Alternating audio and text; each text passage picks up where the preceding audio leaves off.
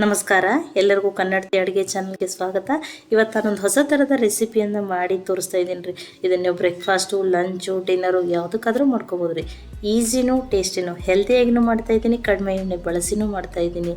ಈ ರೀತಿ ನೀವು ಒಮ್ಮೆ ಮಾಡ್ಕೊಂಡು ತಿಂದರೆ ಖಂಡಿತ ಪದೇ ಪದೇ ಮಾಡ್ಕೊಂಡು ತಿಂತೀರಿ. ಇದು ಮಕ್ಕಳಿಗೆ ಅಷ್ಟೇ ಅಲ್ಲ, ದೊಡ್ಡವ್ರು ಕೂಡ ತುಂಬಾ ಇಷ್ಟ ಆಗ್ತದೆ ರೀ. ನನ್ನ ರೀತಿಯಲ್ಲೊಮ್ಮೆ ಖಂಡಿತ ಟ್ರೈ ಮಾಡಿ ನೋಡಿರಿ. ಈ ಒಂದು ಪಾತ್ರೆಗೆ ನಾನು 1 ಬಟ್ಲಾಗಷ್ಟು ಸೋಸ್ ಇಟ್ಕೊಂಡಿರುವಂಥ ಗೋಧಿ ಹಿಟ್ಟನ್ನು ತೊಗೊಂಡಿದ್ದೀನಿ ರೀ. ಆಶೀರ್ವಾದ ಆಟ, ಮಲ್ಟಿಗ್ರೇನ್ ಆಟ ಯಾವುದನ್ನಾದ್ರೂ ತೊಗೋಬೋದು ರೀ. ಇದಕ್ಕೆ ಸ್ವಲ್ಪ ಉಪ್ಪನ್ನು ಹಾಕ್ತಾಯಿದ್ದೀನಿ ರೀ. 1 ಸ್ಪೂನ್ ಆಗಷ್ಟು ಇಲ್ಲಿ ಎಣ್ಣೆಯನ್ನು ಹಾಕ್ತಾಯಿದ್ದೀನಿ ರೀ. ನೀವು ತುಪ್ಪನೂ ಹಾಕ್ಕೋಬೋದು ರೀ.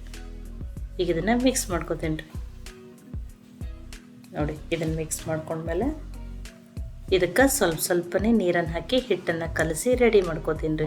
ಚಪಾತಿ ಮಾಡೋಕೆ ನಾವು ಯಾವ ರೀತಿ ಹಿಟ್ಟನ್ನು ಕಲಿಸ್ತೀವಲ್ಲ ರೀ, ಅದೇ ರೀತಿ ತುಂಬ ಗಟ್ಟಿನೂ ಮಾಡಲ್ಲ, ತುಂಬ ಸಾಫ್ಟೂ ಮಾಡಲ್ಲ.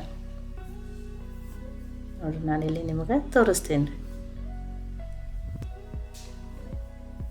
ನಾನು ತುಂಬ ಗಟ್ಟಿನೂ ಕಲಿಸಿಲ್ಲ, ತುಂಬ ಸಾಫ್ಟೂ ಇಲ್ಲ. ಈ ರೀತಿ ಹಿಟ್ಟನ್ನು ಕಲಸಿ ರೆಡಿ ಮಾಡಿಕೊಂಡ್ರೆ ಸಾಕು ರೀ. ನೋಡಿರಿ, ಈಗ ಇದು ಹಿಟ್ಟು ಚೆನ್ನಾಗಿ ನೆನಿಲಿ ರೀ. ಮುಚ್ಚಿ ನಾನು ಒಂದು 10 ನಿಮಿಷ ತೆಗೆದಿಡ್ತೀನಿ ರೀ. ಇದು ನಾನು ಕದಕ ಸೈಡಿಗೆ ಇಡ್ತೀನಿ ರೀ. ಈಗ ಒಂದು ಪ್ಯಾನ್ಗೆ ನಾನು ದೊಡ್ಡ ಸ್ಪೂನ್ಲೇ 1 ಸ್ಪೂನ್ ಆಗಷ್ಟು ಎಣ್ಣೆನ ಹಾಕ್ತಾಯಿದ್ದೀನಿ ರೀ. ಎಣ್ಣೆ ಕಾಯ್ದ ಮೇಲೆ ಒಂದು ಅರ್ಧ ಸ್ಪೂನ್ ಆಗಷ್ಟು ಜೀರಿಗೆನ ಹಾಕ್ತಾಯಿದ್ದೀನಿ. ಜೀರಿಗೆನೂ ಫ್ರೈ ಆಗಲಿ ರೀ. ನೋಡಿ, ಜೀರಿಗೆ ಫ್ರೈ ಆಗ್ಯಾವ ರೀ. ಇಲ್ಲಿ ನಾನು 2 ಈರುಳ್ಳಿಯನ್ನು ಉದುದಾಗಿ ತೆಳುವಾಗಿ ಕಟ್ ಮಾಡಿ ಹಾಕ್ತಾಯಿದ್ದೀನಿ ರೀ. ನೀವು ಸಣ್ಣದಾಗಿನೂ ಕಟ್ ಮಾಡಿ ಹಾಕ್ಬೋದು ರೀ. ಈಗ ಈ ಈರುಳ್ಳಿಯನ್ನು ಹಸಿ ವಾಸನೆ ಹೋಗೋವರೆಗೂ ಚೆನ್ನಾಗಿ ಬೇಯಿಸ್ಕೊಳ್ಳೋಣ ರೀ. ನಾನು ಮೀಡಿಯಮ್ ಫ್ಲೇಮ್ದಲ್ಲಿ ಇಟ್ಟನೆ 1 ನಿಮಿಷ ಆಗಷ್ಟು ಬೇಯಿಸ್ಕೊಂಡಿದ್ದೀನಿ. ಈರುಳ್ಳಿ ಕಲರ್ ಏನು ಚೇಂಜ್ ಆಗೋದು ಬೇಡ್ರಿ, ಸಾಫ್ಟ್ ಆದರೆ ಸಾಕು ರೀ. ಈಗ ಈರುಳ್ಳಿ ಕರೆಕ್ಟಾಗಿ ಬೇಯ್ದದ. ಇಲ್ಲೊಂದು 6 ಬೆಳ್ಳುಳ್ಳಿ ಹೆಸರು, ಸ್ವಲ್ಪ ಹಸಿ ಶುಂಠಿಯನ್ನು ಕುಟ್ಟಿ ಹಾಕತ್ತೀನಿ ರೀ. ಇದರಿಂದ ಫ್ಲೇವರ್ ತುಂಬಾ ಚೆನ್ನಾಗಿ ಕೊಡ್ತದೆ ರೀ. ಇಲ್ಲಾಂದ್ರೆ ನೀವು 1 ಸ್ಪೂನ್ ಆಗಷ್ಟು ಜಿಂಜರ್ ಗಾರ್ಲಿಕ್ ಪೇಸ್ಟನ್ನಾದ್ರೂ ಹಾಕೋಬೋದು ರೀ. ಆದರೆ ಈ ರೀತಿ ನಾವು ಫ್ರೆಶ್ ಆಗಿ ಕುಟ್ ಮಾಡಿ ಹಾಕೊಂಡ್ರೆ ಟೇಸ್ಟ್ ತುಂಬಾ ಫ್ಲೇವರ್ ಟೇಸ್ಟ್ ಚೆನ್ನಾಗಿರ್ತದೆ ರೀ. ನೋಡಿ, ಅದನ್ನೂ ಚೆನ್ನಾಗಿ ಬೇಯಿಸ್ಕೊತೀನಿ ರೀ. ಅದ್ರದ್ದು ಹಸಿ ವಾಸನೆ ಹೋಗಿ ಆ ಶುಂಠಿ ಬೆಳ್ಳುಳ್ಳಿ ಚೆನ್ನಾಗಿ ಬೇಯಬೇಕು ರೀ. ಅದನ್ನೂ 1 ನಿಮಿಷ ಆಗಷ್ಟು ಬೇಯಿಸ್ಕೊಂಡಿದ್ದೀನಿ. ಈಗ ಇದನ್ನು ಕರೆಕ್ಟಾಗಿ ಬೇಯ್ದದ ರೀ. ಇದಕ್ಕೊಂದು ಸ್ವಲ್ಪ ಮಸಾಲೆಗಾಗಿ ಒಂದು ಸ್ವಲ್ಪ ಅರಿಶಿನ, ಒಂದು ಚಿಟಿಕೆ, 1/4 ಟೀ ಸ್ಪೂನ್ ಆಗಷ್ಟು, 1 ಸ್ಪೂನ್ ಆಗಷ್ಟು ರೆಡ್ ಚಿಲ್ಲಿ ಪೌಡ್ರನ್ನ ಹಾಕ್ತಾಯಿದ್ದೀನಿ ರೀ. ಖಾರ ನೀವು ನೋಡ್ಕೊಂಡು ಹಾಕೋರಿ. 1 ಸ್ಪೂನ್ ಆಗಷ್ಟು ಧನಿಯಾ ಪೌಡ್ರು, ಒಂದು ಅರ್ಧ ಸ್ಪೂನ್ ಆಗಷ್ಟು ಗರಂ ಮಸಾಲಾನ ಹಾಕ್ತಾಯಿದ್ದೀನಿ. ರುಚಿಗೆ ತಕ್ಕಷ್ಟು ಉಪ್ಪು. ಈಗ ಇದನ್ನು ಮಸಾಲೆಗಳನ್ನು ಈರುಳ್ಳಿ ಜೊತೆ ಚೆನ್ನಾಗಿ ಬೇಯಿಸ್ಕೊತೀನಿ ರೀ. ಲೋ ಫ್ಲೇಮ್ದಲ್ಲಿ ಇಟ್ಟನೆ ಮಸಾಲೆಗಳನ್ನ ಬೇಯಿಸ್ತೀನಿ ರೀ. ಇಲ್ಲಾಂದ್ರೆ ಮಸಾಲೆ ಸೀದೋಗ್ತದೆ, ಮತ್ತು ಟೇಸ್ಟಾಗಿ ಕೈ ಬರ್ತದೆ ರೀ. ಎಷ್ಟು ಮಸಾಲೆ ಚೆನ್ನಾಗಿ ಬೇಯ್ತದಲ್ಲ, ಸ್ಟಫಿಂಗ್ ಎಷ್ಟು ಚೆನ್ನಾಗಿ ಆಗ್ತದೆ ಅಷ್ಟೇ ಚೆನ್ನಾಗಿ ಆಗ್ತದೆ ರೀ. ಈಗ ಚೆನ್ನಾಗಿ ಬೇಯ್ದ್ಮೇಲೆ ನಾನು 1 ಸ್ಪೂನ್ ಆಗಷ್ಟು ಇದಕ್ಕೆ ಕಡಲೆ ಹಿಟ್ಟು ಅಥವಾ ಕಡಲೆಬೇಳೆ ಹಿಟ್ಟನ್ನು ಹಾಕ್ತಾಯಿದ್ದೀನಿ. ಇದು ಬೈಂಡಿಂಗ್ ಥರನೂ ವರ್ಕ್ ಆಗ್ತದೆ ರೀ, ಮತ್ತು ಟೇಸ್ಟೂ ತುಂಬಾ ಚೆನ್ನಾಗಿ ಆಗ್ತದೆ ರೀ. ನೋಡಿ, ಅದನ್ನೂ ಹಸಿ ಅಂದರೆ ಆ ಕಡಲೆ ಹಿಟ್ಟಿನ ಹಸಿ ಅಂಶ ಹೋಗುವವರೆಗೂ ಒಂದು ಮೀಡಿಯಮ್ ಫ್ಲೇಮ್ನಲ್ಲಿ ಇಟ್ಟನೆ 2 ನಿಮಿಷ ಆಗಷ್ಟು ಬೇಯಿಸ್ಕೊಂಡಿದ್ದೀನಿ ರೀ. ಆ ಕಡಲೆ ಹಿಟ್ಟು ಹಸಿ ಥರ ಹತ್ತಬಾರ್ದು ರೀ. ಆ ಕಡಲೆ ಹಿಟ್ಟು ಚೆನ್ನಾಗಿ ಹುರಿಬೇಕು ರೀ ಅದರೊಳಗೆ. ನೋಡಿ, ಆ ಮಸಾಲೆ ಈರುಳ್ಳಿ ಎಲ್ಲ ಜೊತೆನೂ ಕಡಲೆ ಹಿಟ್ಟು ಚೆನ್ನಾಗಿ ಬೇಯ್ದು ರೆಡಿ ಆಗ್ಯದ ರೀ. ಈಗ ಇದು ಕರೆಕ್ಟಾಗಿ ರೆಡಿ ಆಗಿದ್ರೆ ಲಾಸ್ಟಿಗೆ ನಾನು ಒಂದು ಸ್ವಲ್ಪ ಕೊತ್ತಂಬರಿ ಸೊಪ್ಪನ್ನು ಹಾಕ್ತಾಯಿದ್ದೀನಿ. ಆ ಕೊತ್ತಂಬರಿ ಸೊಪ್ಪನ್ನು ಮಿಕ್ಸ್ ಮಾಡ್ಕೊತೀನಿ ರೀ. ಈಗ ಇದು ಕರೆಕ್ಟಾಗಿ ಮಿಕ್ಸ್ ಆಗಿ ಸ್ಟಫಿಂಗು ರೆಡಿ ಆಗ್ಯದ ರೀ. ನಾನು ಗ್ಯಾಸನ್ನು ಆಫ್ ಮಾಡ್ತೀನಿ. ಇದನ್ನು ಒಂದು ಸ್ವಲ್ಪ ಸೈಡಿಗೆ ಇಡ್ತೀನಿ ರೀ. ಇದು ಆರಲಿ ರೀ. ಆರಿದ್ಮೇಲೆ ಯೂಸ್ ಮಾಡ್ತೀನಿ. 10 ನಿಮಿಷ ಆಗಿದೆ ರೀ. ನೋಡಿರಿ, ಹಿಟ್ಟನ್ನು ಚೆನ್ನಾಗಿ ನೆನೆದು ಮತ್ತು ಸಾಫ್ಟ್ ಆಗಿದೆ ರೀ. ಒಂದು ಸ್ವಲ್ಪ ಕೈಗೆ ಎಣ್ಣೆ ಹಚ್ಕೊಂಡು ಇನ್ನೊಂದು ಸ್ವಲ್ಪ ನಾದ್ಕೋತೀನಿ ರೀ. ಅಂದರೆ ಹಿಟ್ಟು ಇನ್ನೊಂದು ಸ್ವಲ್ಪ ಸಾಫ್ಟ್ ಆಗ್ತದೆ ರೀ ಅವಾಗ. ನೋಡಿ, ಇಷ್ಟು ಚೆನ್ನಾಗಿ ಸಾಫ್ಟ್ ಆಗ್ಯದ ರೀ. ಈಗ ನೋಡಿ, ನನ್ನ ಕೈಗೆ ಇನ್ನೊಂದು ಸ್ವಲ್ಪ ಎಣ್ಣೆನ ಹಚ್ಕೊಂಡು ಸಣ್ಣ ಸಣ್ಣ ಉಳ್ಳಿಗಳನ್ನ ಮಾಡ್ಕೋತೀನಿ ರೀ. ತುಂಬ ದೊಡ್ಡವಲ್ಲ ರೀ, ಸಣ್ಣ ಇಷ್ಟೇ. ಈಗ ನಾವು ಕಡುಬೋದು ಮಾಡ್ಕೊತಿರ್ತೀವಲ್ಲ ರೀ, ಅಷ್ಟೇ. ನೋಡಿ, ಇಷ್ಟೇ ಉಳ್ಳಿ ಆದರೆ ಸಾಕು ರೀ. ಆದಷ್ಟು ಸಣ್ಣನೇ ಮಾಡ್ಕೊರಿ, ತುಂಬ ದೊಡ್ಡ ಬೇಡ. ಇಷ್ಟು ಮಾಡ್ಕೊರಿ, ತುಂಬ ಸಣ್ಣನೂ ಬೇಡ, ತುಂಬ ದೊಡ್ಡನೂ ಬೇಡ. ನಾನು ಇನ್ನೊಂದನ್ನು ನಿಮಗೆ ಮಾಡಿ ತೋರಿಸ್ತೀನಿ ರೀ.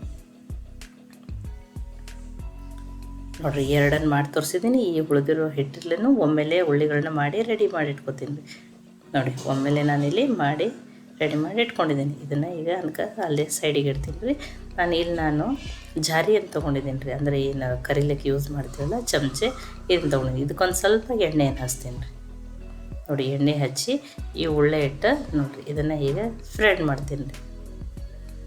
ನೋಡಿ, ನೀಟಾಗಿ ಎಲ್ಲ ಆ ಚಮಚಿ ಅಷ್ಟೈತಲ್ಲ ಅಷ್ಟು ನೀಟಾಗಿ ಸ್ಪ್ರೆಡ್ ಮಾಡಿ ನೋಡಿ. ಅದಕ್ಕೆ ಹೇಳಿದ್ದೆ ಉಳ್ಳಿಗಳನ್ನ ಸಣ್ಣವನ್ನೇ ತೊಗೊರಿ, ತುಂಬ ದೊಡ್ಡ ಅಂದರೆ ಎಲ್ಲಿನೂ ದೀಪ ಆಗ್ತದೆ, ಅವಾಗ ಚಲೋ ಹತ್ತಲ್ರಿ ಟೇಸ್ಟ್. ನೋಡಿ ಈಗಿದ ಮಾಡಿ ಇಟ್ಕೊಂಡಿರುವಂಥ ಸ್ಟಫಿಂಗ್ ಆರ್ಯದ ನಾನು ಈ ಪ್ಲೇಟ್ನಲ್ಲಿ ಹಾಕಿ ಇಟ್ಕೊಂಡಿದ್ದೆ ರೀ.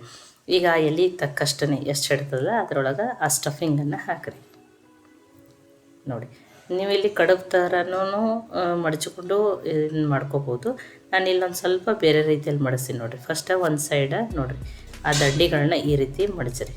ನೋಡಿ ಈ ರೀತಿ ಮಡಚಿ ಅದನ್ನು ಪ್ರೆಸ್ ಮಾಡಿ ಅದನ್ನು ಕರೆಕ್ಟಾಗಿ ಪ್ಯಾಕ್ ಮಾಡಿಕೊಂಡು ಇದನ್ನೇನಿರ್ತದ್ರಲ್ಲ ಈ ರೀತಿ ನೋಡಿರಿ. ಮತ್ತು ಇದನ್ನು ಅಂದರೆ ಇದು ತ್ರಿಕೋನ ಶೇಪ್ದಲ್ಲಿ ಆಗ್ತಾವ್ರಿ ಇವು ನೋಡಿ, ಅಥವಾ ಮೂರು ಮೂಲೆ ಕಡುಬಂತನೂ ನಾವು ಇದನ್ನು ಕರಿಬೋದು. ನೋಡಿ ಎಷ್ಟು ಚೆನ್ನಾಗಿ ಬಂದವ್ರಿ ನೋಡಿ ಈ ರೀತಿ. ಇಲ್ಲ ನಿಮಗೆ ಯಾವ ರೀತಿ ಬರ್ತದೋ ನಿಮಗೆ ಬೇರೆ ಶೇಪ್ದಲ್ಲಿ ಬೇಕಾದ್ರೆ ಆ ರೀತಿನೂ ಮಾಡ್ಕೊರಿ. ನಾನು ಇನ್ನೊಂದನ್ನು ನಿಮಗೆ ಮಾಡಿ ತೋರಿಸ್ತೀನಿ ರೀ. ನೋಡಿರಿ ಎಣ್ಣೆ ಹಚ್ಚಿರಿ ಒಂಚೂರು, ಅಂದ್ರೆ ಅದು ಎಲ್ಲಿನೂ ಅದಕ್ಕೆ ಅಂಟಲ್ರಿ, ಅದು ಬೇಗನೆ ಬಿಟ್ಬಿಡ್ತದೆ. ಕನ್ನಡತಿ ಅಡುಗೆ ಚಾನಲನ್ನು ಸಬ್ಸ್ಕ್ರೈಬ್ ಮಾಡಿ ಬೆಲ್ ಐಕಾನ್ ಪ್ರೆಸ್ ಮಾಡೋದನ್ನು ಮರಿಬೇಡ. ನೋಡಿ ಈಗ ಇದಕ್ಕೆ ಸ್ಟಫಿಂಗನ್ನು ಹಾಕ್ತೀನಿ. ನೋಡಿ ಮಡಚೋದು ಇದು ಫೋಲ್ಡ್ ಮಾಡೋದು ತುಂಬಾ ಈಸಿ ಅದ ರೀ. ಫಸ್ಟ್ ಒಂದು ಸೈಡದಷ್ಟೇ ಈ ರೀತಿ ನೀವು ನೋಡಿರಿ, ನಾನು ನಿಮ್ಗೆ ಸನಿದಿಂದ ತೋರಿಸ್ತೀನಿ. ಇಷ್ಟೇ ಒಂದು ಸೈಡ್ ಇಷ್ಟು ಮಡ್ಚ್ಕೊರಿ, ಆಮೇಲೆ ಅದನ್ನು ಈ ರೀತಿ ಫೋಲ್ಡ್ ಮಾಡಿ.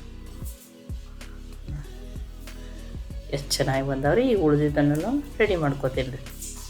ನೋಡಿ ಒಮ್ಮೆಲೆ ಎಲ್ಲ ಮಾಡಿ ರೆಡಿ ಮಾಡಿ ಇಟ್ಕೊಟ್ಟಿದ್ದೀನಿ ರೀ. ಈ ರೆಸಿಪಿಯನ್ನು ನೀವು 2 ಥರ ಮಾಡ್ಕೋಬೋದು ರೀ. ನಮ್ಗೆ ಎಣ್ಣೆನೇ ಬೇಡ ಹೆಲ್ದಿನೇ ಬೇಕಂದ್ರೆ ಇದನ್ನು ನೀವು ಸ್ಟೀಮ್ ಮಾಡ್ಕೋಬೋದು. ಇಲ್ಲ ನಮ್ಗೆ ಎಣ್ಣೆನೇ ನಡೀತದಂದ್ರೆ ನೀವು ಇದನ್ನು ಡೀಪ್ ಫ್ರೈ ಮಾಡ್ಕೊಂಡು ತಿಂದ್ರೂ ಟೇಸ್ಟ್ ತುಂಬಾ ಚೆನ್ನಾಗಿರ್ತದೆ ರೀ. ಆನಿಯನ್ ಸಮೋಸ ಥರ ಹತ್ತಾವ್ರಿ. ಇಲ್ಲ ಸ್ಟೀಮ್ ಮಾಡಿಕೊಂಡು ಬಿಸಿ ಇವನ್ನ ಸೇಜ್ವಾನ್ ಚಟ್ನಿ ಜೊತೆ ತಿಂದರೂ ನಡೀತದೆ ರೀ. ನಿಮಗೆ ಯಾವ ರೀತಿ ಬೇಕೋ ಆ ರೀತಿ ಮಾಡ್ಕೊರಿ. ನಾನು ಇದನ್ನು ಸ್ಟೀಮ್ ಮಾಡೋಕ್ಕಿದ್ದೀನಿ ರೀ. ಸ್ಟೀಮ್ ಮಾಡೋಕ್ಕೆ ಆಲ್ರೆಡಿ ನೀರನ್ನು ಕಾಯ್ಲಿಕ್ಕೆ ಇಟ್ಟಿದ್ದೀನಿ ರೀ. ನಾನು ನೋಡಿ ಕಡಾಯಲ್ಲಿ ನಾನು ನೀರನ್ನು ಕಾಯ್ಲಿಕ್ಕೆ ಇಟ್ಟಿದ್ದೀನಿ ರೀ. ನಾನು ಈ ಚಾಣಿಯನ್ನು ತೊಗೊಳತ್ತೀನಿ ರೀ ಸ್ಟೀಮ್ ಮಾಡೋಕ್ಕೆ. ನೀವು ಟೋಕ್ಲಾ ಪ್ಲೇಟನ್ನಾದರೂ ತೊಗೋಬೋದು, ಅಥವಾ ಇಡ್ಲಿ ಪಾತ್ರೆಯಲ್ಲಾದ್ರೂ ಸ್ಟೀಮ್ ಮಾಡ್ಕೋಬೋದು ರೀ.